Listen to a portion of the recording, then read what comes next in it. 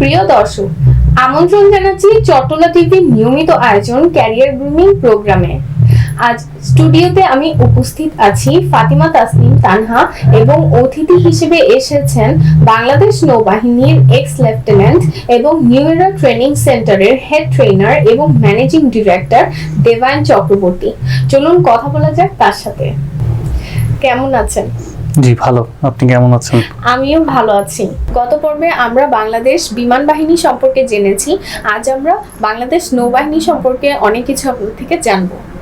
তো প্রথমেই যেটা আমি আপনার কাছে জানতে চাইবো সেটা হচ্ছে ছাত্রছাত্রীরা আসলে কোন বিষয়ে অধ্যয়নরত অবস্থায় আবেদন করতে পারে?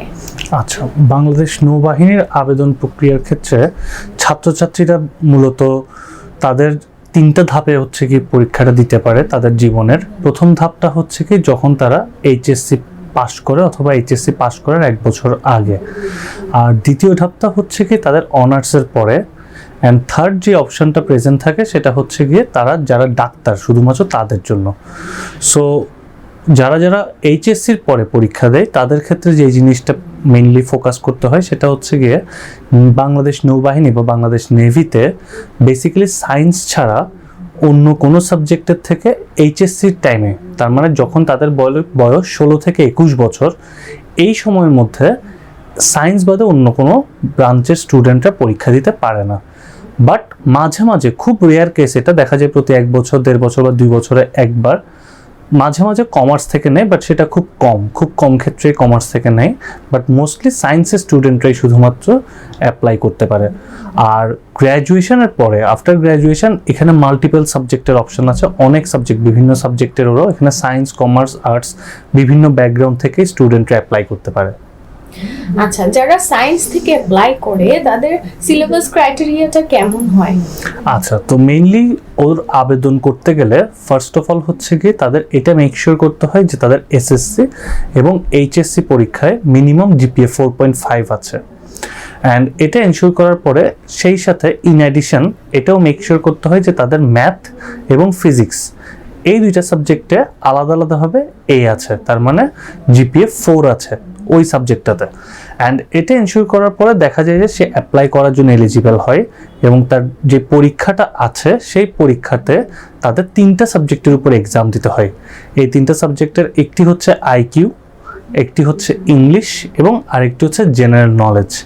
সো বেসিক্যালি এই 3টা সাবজেক্টের সিলেবাস থেকেই হচ্ছে কি কোয়েশ্চেনগুলো আসে।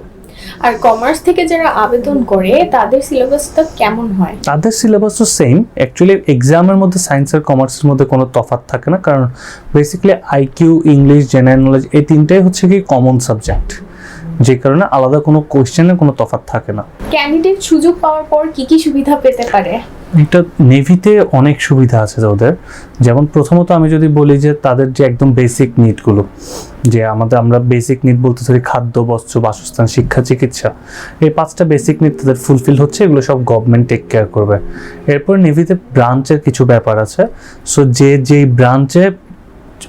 ব্রাঞ্চ পায় সেই ব্রাঞ্চে দেখা যাচ্ছে যে তাকে অনার্স পড়তে হয়, যেটা গভর্নমেন্ট তাদের নিজেদের এক্সপেন্সে পড়ায় এবং ওই সেম টাইমে কিন্তু তার স্যালারিও কাউন্ট হয়।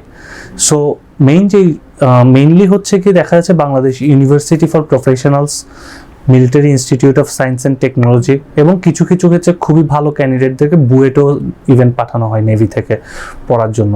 সো এই ফ্যাসিলিটিগুলোর পাশাপাশি দেখা যাচ্ছে নেভিতে প্রচুর পরিমাণে বিদেশি কোর্স আছে, ফরেন কোর্স আছে, যেখানে আমাদের অফিসারদেরকে হচ্ছে গিয়ে পাঠানো হয় বিদেশে বিভিন্ন রকম টপিক্সের উপরে কোর্স করার জন্য। এছাড়া হচ্ছে মিশনের সুবিধা আছে, যেখানে দেখা যাচ্ছে একটা মিশনে গেলে ইউজুয়ালি 1 বছরের মধ্যে বেশ ভালো একটা অ্যামাউন্ট নিয়ে তারা ব্যাক করতে পারে। আর এছাড়া দেখা যাচ্ছে হায়ার স্টাডির জন্য নেভি খুব প্রেজ করে সবাইকে। নেভি চাই যে নর্মালি যাতে সবাই হায়ার স্টাডি করে বা কোনো একটা ভালো জায়গায় যাতে চান্স পায়। সো এখানে আসলে মাল্টিপল ফ্যাসিলিটি, অনেক ফ্যাসিলিটি। আর এছাড়া যে বাসা, কোয়ার্টার, দেন দেখা যাচ্ছে পতেঙ্গা নামে হসপিটাল আছে, বানোজা হাজি মহসিন আছে, এই হসপিটালগুলোতে হচ্ছে ফ্যামিলির চিকিৎসার ব্যবস্থা আছে। So it's a lot actually. আর এই কোর্সগুলো আসলে শেষ করতে কতদিন সময় লাগতে পারে? সো যেটা হয়, একটা ক্যান্ডিডেট চান্স পাওয়ার পরে সে হচ্ছে কি ওখানে ক্যাডেট হিসেবে জয়েন করে। সো ক্যাডেট হিসেবে জয়েন করার পরে তার 3 বছরের ট্রেনিং হয়। এই 3 বছরের ট্রেনিংয়ে 3 বছরের মিলিটারি ট্রেনিংয়ের মধ্যে তার কিন্তু একই সাথে অ্যাট দ্য সেম টাইম সে যে অনার্সটা করছে সেই অনার্সের পড়াশোনাও চলতে থাকে। এটা একাডেমিতেই হয়, বিইউপি অথবা এমআইএসটি ওদের কারিকুলাম অনুসারে হচ্ছে গিয়ে পড়াশোনাটা চলতে থাকে। সো এই 3 বছর পরে সে যখন অফিসার হিসাবে কমিশন প্রাপ্ত হয়, লাস্ট 1 বছর সে হচ্ছে তার গ্র্যাজুয়েশন কমপ্লিট করবে তার ইউনিভার্সিটি থেকে। সো ওভারঅল 3 বছরের ক্যাডেট ট্রেনিং এবং অনার্স সহ কমপ্লিট করতে 4 বছর চলে যায়।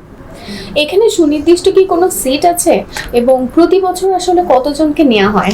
আচ্ছা, নেভিতে বেসিক্যালি অফিসার র্যাঙ্কের জন্য কোনো সুনির্দিষ্ট সিট নেই, কারণ হচ্ছে এই জিনিসটা আসলে একটা যোগ্যতার ভিত্তিতে হচ্ছে গিয়ে এদেরকে সিলেক্ট করা হয়। সো ইউজুয়ালি দেখা যায় ক্যান্ডিডেট যদি যোগ্য হয়, সে যদি তার নিজের যোগ্যতা পরীক্ষার মধ্যে প্রমাণ করতে পারে, তখনই নেভি সিলেক্ট করে ফেলে। আর প্রতি বছর কতজনকে নেওয়া হয়? সো যেহেতু এখানের মধ্যে কোনো সিট লিমিটেশন নাই, সো কতজন নেওয়া হয় এটারও কোনো লিমিটেশন নাই অ্যাকচুয়ালি। দেখা যাচ্ছে কোনো ব্যাচে যোগ্য ক্যান্ডিডেট পেয়েছে, সো ওই ব্যাচগুলোতে 150-200 জনও চান্স পেয়েছে। আবার কোনো ব্যাচে হয়তো যোগ্য ক্যান্ডিডেট পায়নি, সেই সব ব্যাচে 15-20 জনও চান্স পায়নি। এখানে পরীক্ষা পদ্ধতিতে কি কোনো বয়স সীমাবদ্ধতা আছে? হ্যাঁ, অবশ্যই বয়স সীমাবদ্ধতা আছে। যারা হচ্ছে কি লং কোর্সে পরীক্ষা দেয়, দ্যাট মিনস এইচএসসি পরপর পরীক্ষা দেয়, তাদের ম্যাক্সিমাম হচ্ছে 16 থেকে 21 বছর। সো বয়স সীমা তাদের 16 থেকে 21 বছরের মধ্যে থাকতে হবে যখন তারা যেই ডেটে জয়েন করবে ওই ডেটটাতে।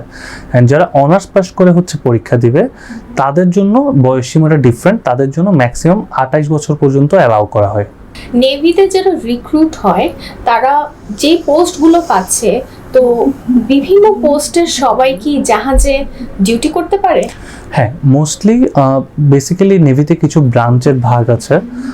এই ব্রাঞ্চগুলোর ভাগগুলো যখন হয় তখনই বেসিক্যালি বোঝা যায় যে কে জাহাজে একটু বেশি থাকবে, কে জাহাজে একটু কম থাকবে। যেমন ইউজুয়ালি দেখা যায় নেভিতে একটা ব্রাঞ্চ আছে যেটাকে বলা হয় executive branch.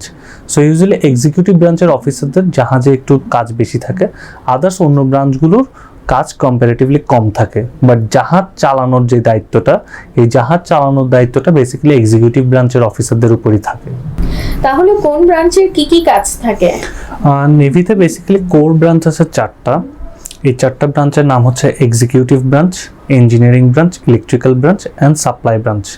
So basically executive ব্রাঞ্চে যারা থাকেন, এক্সিকিউটিভ ব্রাঞ্চরা হচ্ছে অ্যাডমিনিস্ট্রেটিভ রোলে থাকেন। যেমন একটা জাহাজ চালানোর ব্যাপারে বা এটার অ্যাডমিনিস্ট্রেশনের যে ব্যাপারগুলো আছে, কিভাবে করে যাবে একটা জাহাজের নেভিগেশন, একটা জাহাজ যেহেতু এগুলো যুদ্ধ জাহাজ, এগুলোর গান রিলেটেড ইস্যুসগুলো থাকে। সো এই ওভারঅল ব্যাপারগুলো বেসিক্যালি এক্সিকিউটিভ ব্রাঞ্চ ডিল করে।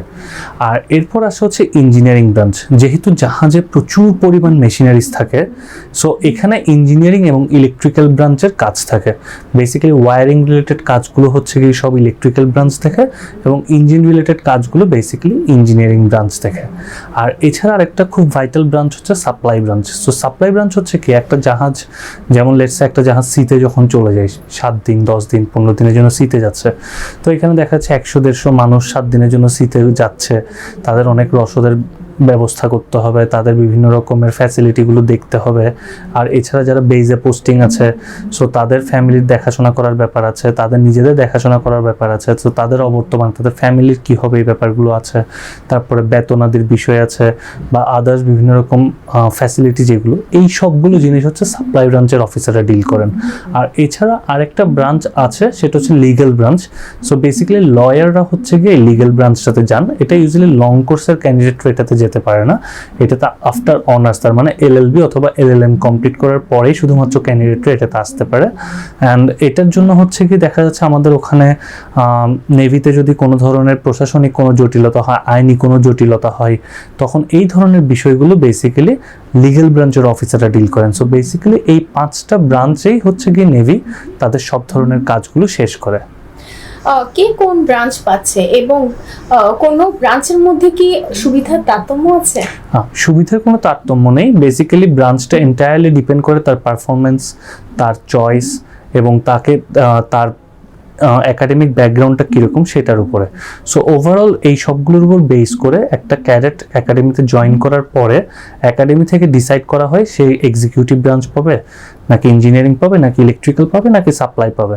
সো আফটার এই সিলেকশনটা কমপ্লিট হয়ে যায়, এই সিলেকশনটা কমপ্লিট হয়ে যাওয়ার পরে তারপরে হচ্ছে কি সে ওই অনুসারে তার পড়াশোনাটা করে। যেমন এক্সিকিউটিভ ব্রাঞ্চের ওরা আর সাপ্লাই ব্রাঞ্চের ওরা বিউপি থেকে পড়াশোনা করছে, যারা ইঞ্জিনিয়ারিং অ্যান্ড ইলেকট্রিক্যাল ব্রাঞ্চ পাচ্ছে তারা এমআইএসটি থেকে পড়াশোনা করছে।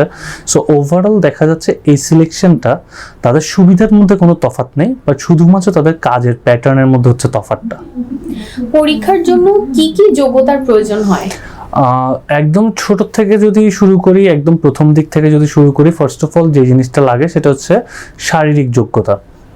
সো শারীরিক যোগ্যতার ক্ষেত্রে একটা ক্যান্ডিডেট সে যদি ছেলে হয়ে থাকে তখন সেই ক্ষেত্রে তার মিনিমাম হাইট হতে হয় 5 ফিট 4 ইঞ্চি, আর মেয়েদের ক্ষেত্রে এই হাইটের ব্যাপারটা হচ্ছে 5 ফিট 2 ইঞ্চি।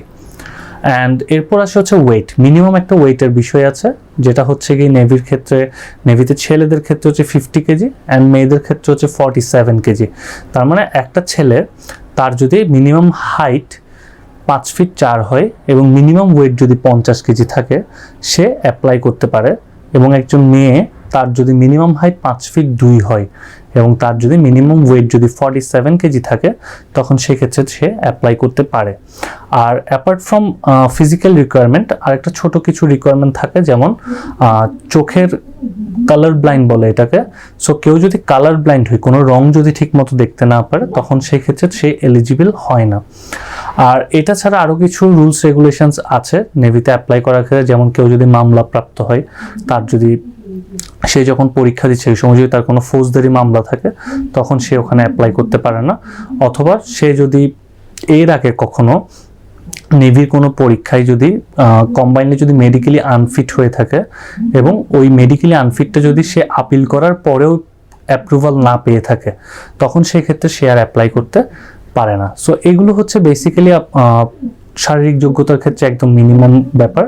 এরপর আসে হচ্ছে শিক্ষাগত যোগ্যতা।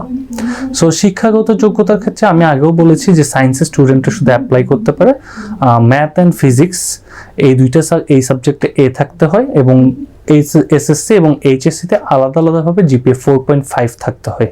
সো এই রিকোয়ারমেন্টটা যদি কারো ফিল আপ থাকে তখনই সে হচ্ছে কি একজন ক্যান্ডিডেট পরীক্ষা দিতে পারে। আমরা শিক্ষাগত যোগ্যতা সম্পর্কে তো জানলাম, এর পাশাপাশি আনুষঙ্গিক অন্য কোনো যোগ্যতা কি দেখে? অন্য যোগ্যতা বলতে অ্যাকচুয়ালি অ্যাপ্লাই করার জন্য স্পেসিফিকলি আর কোনো যোগ্যতা লাগে না, বাট ডেফিনেটলি সিলেকশন প্রসিডিউরের জন্য তো আরও অনেক যোগ্যতা দেখবেই, যেগুলো হচ্ছে পরীক্ষার মাধ্যমে সিলেক্ট করে। বাট একজন ক্যান্ডিডেট অ্যাপ্লাই করার জন্য এর চেয়ে বেশি আর কোনো যোগ্যতার প্রয়োজন নেই। এই পুরো প্রসেসে ধাপগুলো কি কি? আচ্ছা, সো নেভিতে একটা ক্যান্ডিডেটের যেটা হয় সেটা হচ্ছে ফার্স্টে সে অনলাইনের মাধ্যমে অ্যাপ্লিকেশন করবে। অ্যাপ্লিকেশন করার পরে সে তার পরীক্ষার ডেট সহ এবং তার পরীক্ষার ভেন্যু সহ সে একটা অ্যাডমিট কার্ড পাবে। ইউজুয়ালি নেভির ক্ষেত্রে যেটা হয়, একজন ক্যান্ডিডেটের এক্সাম যে কোনো একটা বিএন কলেজে হয়, বাংলাদেশ নেভি স্কুল অ্যান্ড কলেজের নাম হয়তো বা আপনারা শুনেছেন। সো নেভি কলেজে হচ্ছে কি একজন ক্যান্ডিডেটের পরীক্ষাগুলো হয়। সো প্রথমেই একজন ক্যান্ডিডেটকে মেডিকেল টেস্টের আন্ডারে আসতে হয়। এখানে 17টা চেক আপ করা হয় মেডিকেল টেস্টে। এই 17টা check up, medical check up যখন একজন ক্যান্ডিডেট কোয়ালিফাই করে, এই কোয়ালিফিকেশনটা পার করার পরে, মেডিকেল কোয়ালিফাই করার পরে তার অ্যাপিয়ার করতে হয় প্রিলিমিনারি ভাইভাতে। সো প্রিলিমিনারি ভাইভাটা যেদিন মেডিকেল এক্সাম হয় সেদিনই প্রিলিমিনারি ভাইভা এক্সামটা হয়ে যায়। সো প্রিলিমিনারি ভাইভা এক্সামটা হওয়ার পরে তাকে অ্যাপিয়ার করতে হয় রিটেন এক্সামে, লিখিত এক্সামে, যে এক্সামে হচ্ছে গিয়ে তার টোটাল 3টা বিষয়ের উপরে হচ্ছে গিয়ে পরীক্ষা হয়। একটা বিষয় হচ্ছে আইকিউ, আরেকটা বিষয় হচ্ছে ইংলিশ, অ্যান্ড আরেকটা বিষয় হচ্ছে জেনারেল নলেজ। সো এই 3টা বিষয়ের উপরে সে পরীক্ষা দিয়ে যদি পাস করতে পারে তখন সে পরবর্তী ধাপটাতে যায়। পরবর্তী ধাপটার নাম হচ্ছে আইএসএসবি বা ইন্টার সার্ভিসেস সিলেকশন বোর্ড। এই পরীক্ষাটা ইউজুয়ালি ঢাকাতে হয়। ঢাকাতে আইএসএসবি সেন্টার নামে একটা সেন্টার আছে। সো আইএসএসবি সেন্টারে বেসিক্যালি 3 রাত 4 দিন একটা ক্যান্ডিডেটকে ওখানে থাকতে হয় এবং ওখানে এক্সাম দিতে হয়। সো আইএসএসবিতে কোয়ালিফাই হওয়ার পরে মোটামুটি ধরে নেওয়া যায় যে একটা ক্যান্ডিডেট 90 to 95% চান্স পেয়ে গেছে। এরপর আরেকটা ফর্মালিটিস থাকে যেটাকে আমরা বলি হচ্ছে সিএনএস ভাইভা বা chief of Naval staff viva, যেখানে বাংলাদেশ নেভির যিনি চিফ উনি নিজেই এই ভাইভাটা কন্ডাক্ট করেন এবং উনি জাস্ট একজন ক্যান্ডিডেট কতটুকু কি পারছে না পারছে বা তাদের সাথে একটা সৌজন্যমূলক পরিচিত হওয়া, এই জিনিসগুলো ওখানের মধ্যে হয়। পরীক্ষায় ভালো করার জন্য কিভাবে প্রস্তুতি নেওয়া যেতে পারে? সো পরীক্ষায় ভালো করার জন্য আসলে একটা অফিসার বা নেভিতে যখন অফিসার সিলেকশনটা হয়, সো দেখা যায় একজন অফিসারের প্রায় 3টা ধাপে বা 3টা ভাগে প্রস্তুতিটা হয়। সো প্রথম প্রস্তুতিটা আমি বলবো হচ্ছে কি তাদের পড়াশোনা রিলেটেড প্রস্তুতি, যেটা একাডেমিক প্রিপারেশন, যেখানে হয়তো বা তার বিভিন্ন সাবজেক্ট নিয়ে পড়াশোনা করতে হচ্ছে, আইকিউ, ইংলিশ, জেনারেল নলেজ, এই বিষয়গুলোর উপর পড়াশোনা করতে হচ্ছে। দেন আইএসএসবির মধ্যে হচ্ছে কি যে টপিকগুলো আসে ওই টপিকগুলোর উপরে তার পড়াশোনা করতে হচ্ছে। অ্যান্ড সেকেন্ড যে ধাপটা আমি বলবো সেটাকে আমি বলবো হচ্ছে যে ফিজিক্যাল প্রিপারেশন, যেটা হচ্ছে গিয়ে আপনার সে ফিজিক্যালি ফিট কিনা, সে বিভিন্ন রকম ফিজিক্যাল অ্যাক্টিভিটিস করতে পারছে কিনা, বা তার কোনো ফিজিক্যাল কোনো ল্যাকিংস আছে কিনা, তার কোনো ফিজিক্যাল সেক্টরে কোনো দুর্বলতা আছে কিনা, সে দৌড়াতে পারে কেমন, তারপর আদার্স বিভিন্ন ফিজিক্যাল এক্সারসাইজ যেমন পুশ আপ, রিচ আপ, এই জিনিসগুলো কেমন পারে, এগুলো হচ্ছে গিয়ে কিছু ইম্প্যাক্ট ক্রিয়েট করে। অ্যান্ড থার্ড যে জিনিসটা আমি বলবো সেটাকে বলবো আমি এনভায়রনমেন্টাল প্রিপারেশন। এনভায়রনমেন্টাল প্রিপারেশন বলতে একজন ক্যান্ডিডেট ছোট থেকে কিভাবে করে বড় হয়েছে, তার নৈতিক শিক্ষাটা কীরকম, তার ছোটবেলা থেকে তাকে তার পরিবার কিভাবে করে বড় করেছে, তার চিন্তা ভাবনাটা কিভাবে করে গড়ে উঠেছে, সে তার মধ্যে লিডারশিপ কোয়ালিটিটা কিরকম। সো এই জিনিসগুলো বেসিক্যালি এনভায়রনমেন্টাল সিলেকশন প্রসেস আমি বলবো। সো এই 3টা ভাগে বেসিক্যালি প্রস্তুতি নিলে একজন ক্যান্ডিডেট দেখা যাবে definitely he is going to succeed. Physical fitness বাড়ানোর জন্য আপনাদের ট্রেনিং সেন্টারে কিভাবে আপনারা ট্রেন আপ করে থাকেন? So it's actually a massive process. আমাদের ট্রেনিং সেন্টারে যেটা হয় সেটা হচ্ছে আমাদের এখানে সপ্তাহে 6 দিন, শুক্রবার বাদে সপ্তাহে 6 দিন, প্রতিদিনই সকাল 6:15 আমরা ফিজিক্যাল এক্সারসাইজ শুরু করি। চিটাঙের খুব ডিস্টিংক্ট একটা প্লেস, সিআরবি শিরিষতলা বলে। সো সিআরবি শিরিষতলাতে বেসিক্যালি সব স্টুডেন্টরা আসে। অ্যান্ড সবচেয়ে মজার জিনিস হচ্ছে কি বেসিক্যালি এখানে অনেক দূর থেকে, যেমন অনেক দূর থেকে হচ্ছে স্টুডেন্টরা আসে। তারা দেখা যায় ফজরের আজানটার পরপরই নামাজ পড়ে রওনা দিয়ে দেয়, এখানে আসে, তারা ফিজিক্যাল এক্সারসাইজটা করে। সকাল 6:15 থেকে ইউজুয়ালি 1 থেকে 1.5 ঘন্টা এই ফিজিক্যাল এক্সারসাইজটা হয়। অ্যান্ড এই ফিজিক্যাল এক্সারসাইজটা বেসিক্যালি এখানের মধ্যে মাল্টিপল অনেকগুলো এক্সারসাইজ করানো হয়, স্ট্রেচিং থেকে শুরু করে, ওয়ার্ম আপ থেকে শুরু করে, তারপরে রানিং, তারপর বিভিন্ন এক্সারসাইজ এবং ফাইনালি কুল ডাউন, এরকম 5টা ফেজে হচ্ছে গিয়ে এই টোটাল এক্সারসাইজটা করানো হয়। এবং অ্যাট দ্য সেম টাইম দেখা যায় পরীক্ষাতে যেগুলো আসে, বিভিন্ন রকমের অবস্টাকেল পার করতে হয়, সেই জিনিসগুলো আমাদের এই ফিজিক্যাল ট্রেনিং এর মধ্যে ইনক্লুড করা হয়। দর্শক, আমাদের পর্ব আজ এই পর্যন্ত। আগামী পর্বে দেবায়ন চক্রবর্তীর কাছ থেকে বিস্তারিত আরো অনেক কিছু জানা হবে। ততক্ষণ পর্যন্ত ভালো থাকুন, সুস্থ থাকুন ও নিরাপদে থাকুন এবং চোখ রাখুন চট্টলা টিভির পর্দায়।